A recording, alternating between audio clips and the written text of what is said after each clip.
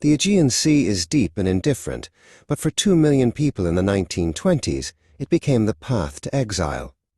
In the early 20th century, a cold political wind, born of nationalism and shifting borders, swept across the Balkans and Anatolia, setting the stage for one of history's most profound humanitarian crises.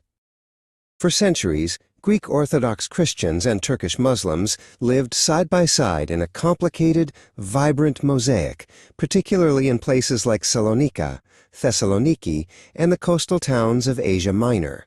The water was not a separator, but a shared highway for trade and life. But the violence of the Balkan Wars and the recession of the Ottoman Empire meant the political tide was turning with devastating speed.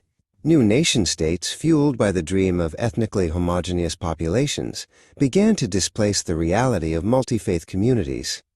Fear became the loudest voice on both sides of the water.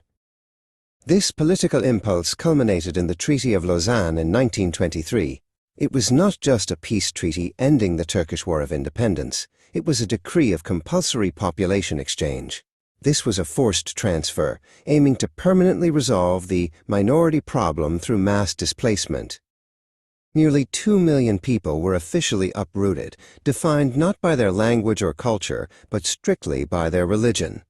Greek Orthodox Christians were sent to Greece, and Muslims to Turkey. People who had lived in the same village for generations were simply reduced to a governmental category. The exchange was immediate and brutal. Families were forced to abandon their homes, their land, and their possessions.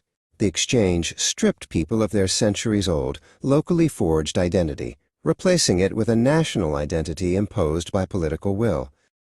The humanitarian cost was immense. Perilous sea journeys, disease, and the profound trauma of displacement took a heavy toll. The exchangers often arrived to find the homes left vacant by the others were inadequate, the climates unfamiliar, and the economic landscape hostile. The cultural and architectural impacts were indelible. In Thessaloniki, the arrival of Greek Orthodox refugees fundamentally changed the city's face, replacing much of the Ottoman-era Muslim presence. In Turkey, beautiful churches were left to ruin or converted, shifting the look and feel of cities like Izmir. Politically, the exchange achieved its goal, establishing two nation-states with clearly defined religious majorities.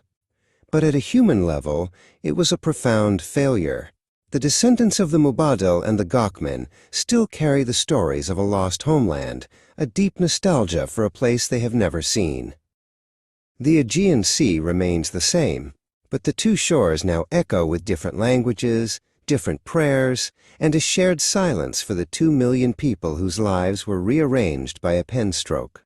Their legacy is a profound reminder that political solutions often create a lasting, personal humanitarian wound.